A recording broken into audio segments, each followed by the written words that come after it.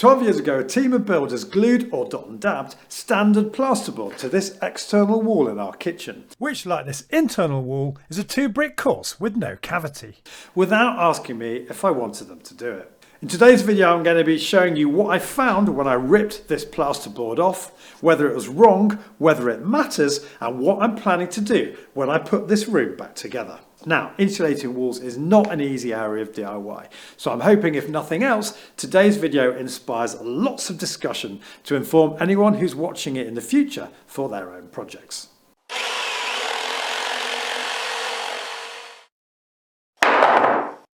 So a quick recap on why I'm in this mess. If you'd watched my last couple of vids, you'll know I've recently knocked out a load-bearing wall in the kitchen, whacked a steel in the roof, and have dug out an epic amount of the floor, 400 mils to be precise, to put an underfloor heating system in. Now I'm going to all the effort of putting in this super efficient thermal element. It would be crazy to leave these walls acting like a fridge to all that ambient heat radiating up from the floor. And why am I stripping the old plasterboard off? Well, there are a few good reasons for that. Firstly, we're stripping most of the walls in this room back to brickwork anyway. As in a lot of places, the render had lost its key to the bricks and you don't want to be covering that up with plaster. I wanted to check for mould and damp because you should never whack insulate on top of walls that have got damp without fixing the underlying cause of that damp.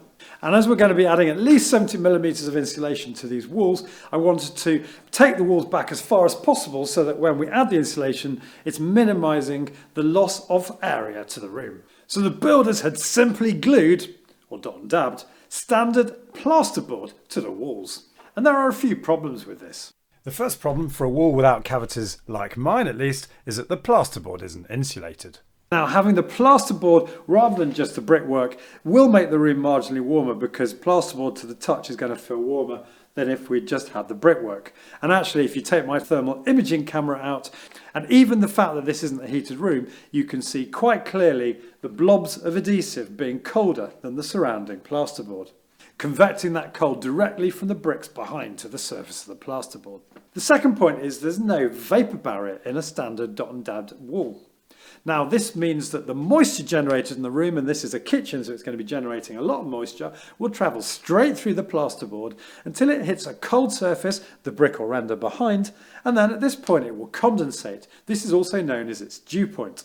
Put a vapour barrier in, and here I'm using the brilliant Ubicus U-value calculator. Thanks again go to Sam on my Discord forum for finding this, and you can instantly see the benefits in terms of it stopping that vapour from getting into the void of unventilated air where the adhesive dabs have glued the plasterboard to the wall. I should point out that this is a German website. I have no clue whether the U-value calculations are applicable or accurate for British building regs. I'm just using it for illustration purposes today. Now, just before we started the building works, I cut a couple of holes in the walls and I immediately saw some mould on the render behind. And now that I've stripped off the remainder of the plasterboard from this external wall, you can see the two areas where the mould has formed the most, in the two corners of the room. Quite honestly, I'm amazed there wasn't more mould build-up on the walls. And I think this is in part due to the fact that, as you'll know if you've watched any of my videos recently, I am a little bit fastidious about limiting moisture build-up in the house. And in the kitchen, for example, we had a big extractor fan over the oven, and we generally have the windows open and the extractor on when we're cooking. I also monitor the moisture content with a couple of ThermPro relative humidity sensors. Keep the relative humidity below 60% and mould shouldn't form. Ah, but you can get foil-backed plasterboard, I hear you say. Well, yes, you can, but as far as I know, you're not meant to dot and dab. You're not meant to glue adhesive to this foil, presumably because the foil layer can peel off too easily. And that's not the only problem, because you've got these pesky electrical socket boxes to think about as well. Each time you cut through that foil to insert your electrical socket, you've compromised that vapor control layer. So how should we be insulating or plasterboarding walls like this?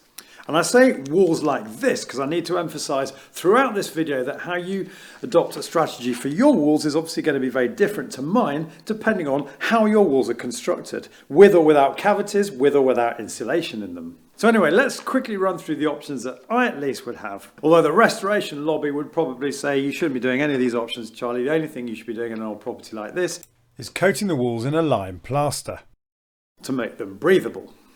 Well, the problem with that argument is if I was to do that, this house would just be too cold. I'm just sorry to say. My daughter's room was unheatable before we applied insulated plasterboard to it, and now it's one of the warmest rooms in the house. So I'm sorry, I'm just not going down that route. Clearly the best option out there is external wall insulation, or EWI for short. It's particularly good for solid brick structures like mine with no cavities, because by having all the insulation on the outside, if done properly, you're not so worried about condensation on the internal walls. I say not so worried because obviously you do still need to control the vapour that you're generating inside, as I've been saying in recent videos. And the great thing about insulating from the outside is that the internal wall becomes one of the thermal elements in your property. In short, when you turn your heating on, you'll be gradually heating up these walls, which will then in turn radiate heat back, just like the underfloor heating is intended to do here. And what you typically have to do if you're insulating from the outside is render or clad that insulation to protect it from the elements. But retrofitting external wall insulation is problematic. Firstly, ensuring that it's waterproof because insulation doesn't like to get wet, and also dealing with all the tricky things like window reveals, sills and eaves, all of which might need adapting or extending if you're going to expand the thickness of your walls from the outside. Two other things, it can be very expensive and you may need planning if it alters, as I would have thought it's bound to, the external appearance of your property. So as a result of this, most of us aren't going to bother with this option. Okay, so external isn't an option, so we're on to thinking about insulating internally, and this is altogether more tricky. You do really have to be careful using insulated plasterboard. We've talked about vapour control, and insulated plasterboard We'll have the vapour control layer on the warm side of the insulation, i.e. between the insulation and the plasterboard itself. The idea being that any moisture that gets through the plasterboard can't get through that insulation and therefore doesn't get close to a cold surface to condense. But there are some real problems with using insulated plasterboard that the manufacturers don't really address. Look at these two examples from Kingspan and Ecotherm, showing the configurations that they advise using for solid brick walls like mine. The vapour control layer isn't continuous where each sheet butts up to the next, and in the corners and indeed around the window reveals. And the vapour control layer, as we've talked about, will be interrupted every time you cut through that insulated plasterboard for your socket boxes. These breaks, which typically also coincide with weak spots in the insulation, are a neon flashing sign to moisture to travel through that weak point and condense on that cold surface beneath. So having done 3 rooms upstairs using the Kingspan K118 plasterboard and the dot and dab technique, and the problems that I've just told you about that are associated with this technique, I thought I'd go one step better in our bedroom with a slightly different approach.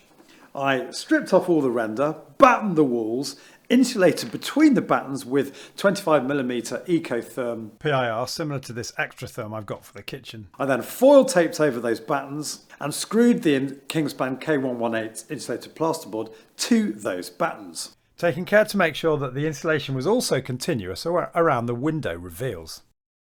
And as you can see with the thermal imaging camera, the insulation is pretty comprehensive, although again there are still problems. I recorded this on a particularly chilly day and you can see cold spots In the corners, but most noticeably where I've mechanically fixed those insulated boards to the battens below, because the camera picks up amazingly cold spots where those screws have gone through the insulation. And the second point, which the guys on my Discord forum pointed out to me last week, is I've doubled up. I've got 2 vapour control layers. And one of them, deep within the plasterboard, is arguably at the wrong place, because as I've just told you, the vapour control layer should be at the front, at the warmest point of the insulation. Now, I'm not particularly worried that I've doubled up the vapour control layers, because I don't think there'll be any vapour getting through the walls, particularly given I've foil taped around the inside and behind the socket boxes when I cut through. And don't forget, those socket boxes have the 25mm of insulation behind them now with this sort of improved design. But there's got to be a better way of doing it in this kitchen. So let's have a quick chat now about what I'm intending to do. So the grand plan is as follows, and yet again I'm slightly indebted to Sam, our resident guru on all matters DIY on the Discord forum, for helping me come up with this. I'm going to batten the walls with probably 90mm or 4x2 tannalised timber. Damp proof course will be behind the battens against the wall just to protect them from any damp in the walls. And in a similar vein, 2 1x1 or 20mm battens will form a T-shape each side of the main batten to keep the PIR off the wall. I think I'm going to go for 75mm aluminium coated PIR. Ubicus suggests this will give a U value of 0.28, below the 0.30 requirement for existing renovations. And to ensure a complete seal with the battens, I'm intending to use Gapo tape between the PIR and battens. Then I'll foil tape over the battens to give an effective continuous vapour barrier. I'll then screw additional 38mm battens on top of the existing to give me an unventilated void where the cables can be routed to the socket boxes, which I'm thinking of securing using caddy straps, another of Sam's suggestions. Finally, standard 12.5mm plasterboard will be screwed to these battens. There will be no danger of moisture condensing on the vapour control layer on this warm, well-insulated surface. So that's the general plan anyway. Let me know what you think in the comment section below. And also tell me how you tackle similar problems on your own projects, because it'll be really interesting for everyone watching this video. I just want to say a massive thanks to everyone involved in the poll last week when we were asking what options you think we should go for in terms of where to put the kitchen in this room. Literally didn't have a clue, and unfortunately the poll came back 50-50. Incredibly, 91 said option A and 91 said option B. We've actually now decided what we're going to do with everything. I'll post an update sometime this week to explain how and why, and that means now we can crack on with the kitchen design, placement of electrics, get the walls sorted out and start to think about the underfloor heating. So it would be great to have you continue to be involved along that journey. So stay tuned for those videos. Thanks so much for watching up to this point. As usual, details of everything I've spoken about today, links to the software and also to that imaging camera, which by the way, I wasn't paid anything to talk about today, will be in the description below the video, which you can access on your smartphone or on your computer by clicking on the usual links.